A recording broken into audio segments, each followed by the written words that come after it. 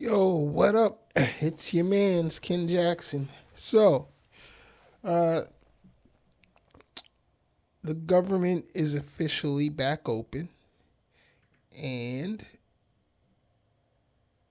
as soon as that happened, guess what? The Democrats have released emails from the Epstein files, or from the Epstein estate, rather. And boy, oh boy, are they very damning. Very damning. And here's what we know so far, all right? U.S. lawmakers have released more than 2,000, or I'm sorry, no, I was wrong. More than 20,000 pages of documents from the estate of the disgraced financier and convicted sex offender, Jeffrey Epstein, including some that mention President Donald Trump.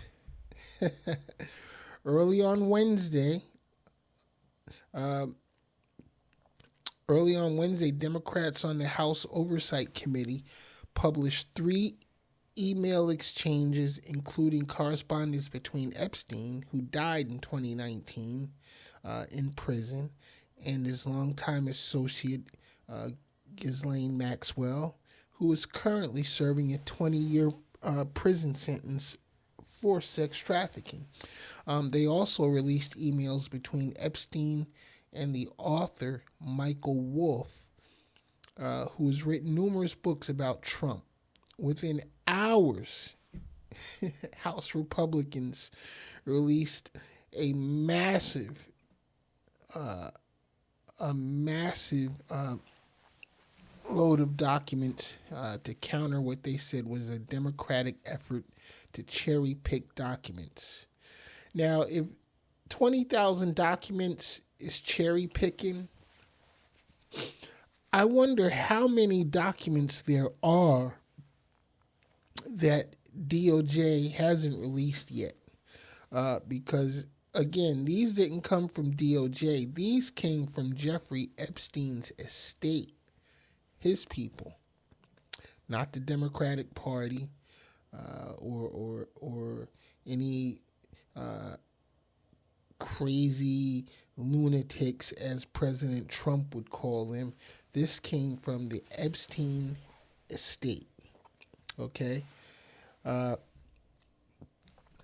so the emails were obtained by the committee after it was subpoenaed. After it subpoenaed Epstein's estate as part of its own probe into the federal investigation of Epstein. White House Press Secretary Caroline Leavitt, the liar in chief's number one cheerleader, said the emails were selectively leaked by House Democrats to liberal media to create a fake narrative to smear President Trump. We don't have to create any fake narratives about Trump. Trump smears himself just fine. You know how they say, you know how a lot of black women say, I could do bad all by myself? Donald Trump is definitely doing bad all by himself. The fact remains that President Trump kicked Jeffrey out of his club decades ago for being a creep to his female employees, including Giuffre, she said. Trump was a friend of Epstein's for years, but the president has said they fell out in early 2000, 2 years before Epstein was first arrested. Trump has consistently denied any wrongdoing in relation to Epstein. Now here's a copy of one of the emails in question, and as you can see, this is from GMax1 at lmax.com, assuming this is Ghislaine Maxwell, and gvacation at Gmail. And I'm assuming that's Jeffrey Epstein, as it shows here. And it says, I want you to realize that the dog that hasn't barked is Trump. And whoever the victim was spent hours at my house with him. He has never once been mentioned. Police chief, etc. I'm 75% there. Now, we can only assume what he was inferring to in regards to Trump spending time there with one of the victims. Now, what the Epstein-Maxwell email says, the first email released by Democrats is from 2011 and is between Epstein and Maxwell. In it, Epstein writes to Maxwell, I want you to realize that the dog that hasn't barked is Trump. And the victim spent hours at my house with him. Epstein goes on to write that Trump has never once been mentioned, including by a police chief. So Maxwell responded, I've been thinking about that. The victim's name was redacted, obviously. So the Republicans' argument that the only reason they haven't released the files is for the safety and security of innocent victims, but they could easily redact the names of anyone in the documents and then release those documents, just as these have been released with a redacted victim's name. Okay, so it goes. White House said it does refer to the late Virginia Giuffre, who was a prominent Epstein accuser, and as you all know, she died by suicide earlier this year. In a statement, the White House said Giuffre repeatedly said that President Trump was not involved in any wrongdoing whatsoever and couldn't have been friendlier to her in their limited interactions. Okay, so he was friendly to her. That doesn't mean he was friendly or didn't commit crimes with other girls, because as we know, there were probably hundreds of girls that have gone through Epstein's island. Trump, also says that he's never been to the island, even though there are records of him being at the island, and there are records and flight logs of him actually flying on Epstein's plane. So we know Trump's a liar. He's a prolific liar. So in my opinion, whatever he says carries no water at all, but this is obviously making the White House very nervous. These emails have rattled Trump to his core. And you could tell because every time these are mentioned since they were released, Trump angrily responds. I mean, he gets so agitated in regards to anything about Epstein. We're pretty sure that Trump's guilty of something, because he wouldn't be working so hard to try to cover it up. And in regards to the vote in Congress to release these files, Trump dispatched Pam Bondi and Kash Patel to approach some of the senators to have their names removed from the I forget the exact term that they use, but to be removed from the bill that's being circulated, the petition or whatever. he's asking these senators to remove themselves from the petition, and not participate. But there are some Republican senators that are having no parts of that, and they're pushing back hard. And they're like, yo, we want to know. And it's crazy to me, too, that Trump and Pam Bondi constantly blame the Democrats, for wanting the Epstein files released. But wasn't it Trump himself during his campaign that said he would immediately release the Epstein files? And that bullshit that they've already released that's what was cherry picked. That was cherry picked. And we know they have a lot more. Apparently, they have all the files. Even Kash Patel, before he was actually confirmed as FBI head, he was making the podcast rounds, and he was saying that, well, these files, it would be up to the FBI director. He would be the one responsible for releasing these files. And now that he's in there, he's going hard for not releasing them.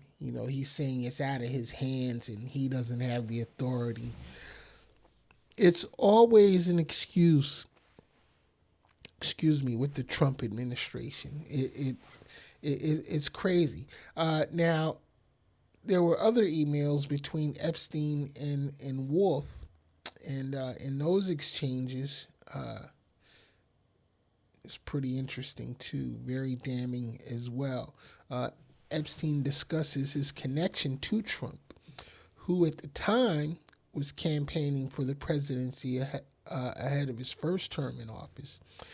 In a second email exchange released by Democrats, Wolf writes to Epstein in 2015 to notify him that CNN is planning to ask Trump about their relationship, either on air or in scrum afterwards. Epstein responds, if we were able to craft an answer for him, what do you think it should be? And Wolf writes, I think you should let him hang himself.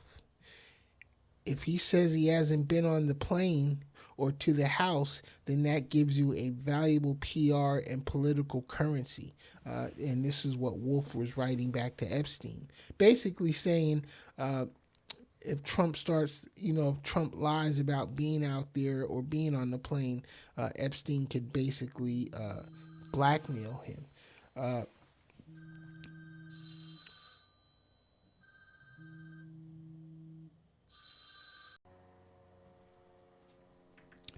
All right, sorry about that. Got kind of cut off there. My phone started ringing. All right, so anyway, we're back to these emails between Epstein and Wolf, okay? And basically, before I was cut off, Wolf was saying if Trump started to lie, or if Trump lied, basically, Epstein would have ammunition to blackmail him with. And I think a lot of people have dirt on Trump right now, really, because it's bizarre, a lot of the things that he does, for an American president who's supposed to be the most powerful man in the world, arguably. But Trump is definitely on the take. But he's a criminal, 34-time convicted felon, adjudicated sexual predator, and 5-time draft dodging coward, which is my most pressing thing against him, being a veteran myself. But in any case, let's see. Basically, Wolf goes on to say, you can hang him in a way that potentially generates a positive benefit for you, or if it really looks like he could win, you could save him and generating a debt, basically saying, you can go either way. You can take him all the way down, or you can, help save his campaign and presidency, and then he'll owe you, And but unfortunately, we know Epstein died in prison, which I personally believe he was murdered. I don't think he hung himself. But so yeah, Epstein would have been in a good position, to blackmail Trump. But as I was saying, I believe Epstein was murdered in prison. I don't think he hanged himself. Not at all. I don't believe that for 1 minute. But who's to say? We'll probably never know, because that investigation went nowhere fast. As soon as Trump came into office as well. So, I'm often finding myself disgusted. Not with just Trump and the Republicans, but I'm also disgusted with the Democratic Party, because they had an opportunity. They had 4 years that they could have prosecuted Trump and all his cronies, and they just let him skate. They just let him skate by. And so I feel like it's, the Democratic Party's fault for being too soft, they and no backbone whatsoever. I'm not one of those that feels like, executives should be immune. I believe in the Constitution, and I believe that everyone,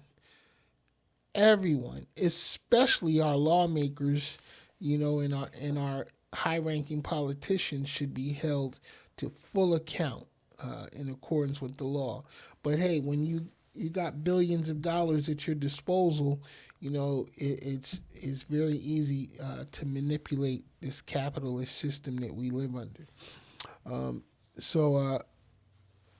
these emails, have shook the White House to its core. In the emails here between Epstein and Wolf, he went on to say that, of course, it is possible that when asked, he'll say Jeffrey is a great guy and has gotten a raw deal, and is a victim of political correctness, which is to be outlawed in a Trump regime. And, and that's definitely been the case. Oh, excuse me. Oh, my sinuses are killing me tonight. But in a separate email from October 2016, days before the election, Wolf offers Epstein a chance to sit for an interview that could finish Trump. There's an opportunity to come forward this week, he says, and talk about Trump in such a way that could garner your great sympathy and help finish him. Interested, asking a question. Wolf wrote to Epstein. Third email released by Democrats is dated January 2019, during Trump's first term in office.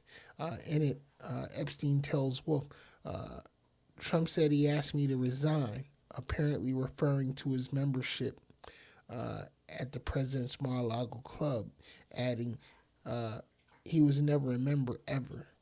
Epstein adds that, of course, he knew about the girls, as he asked Ghislaine to stop.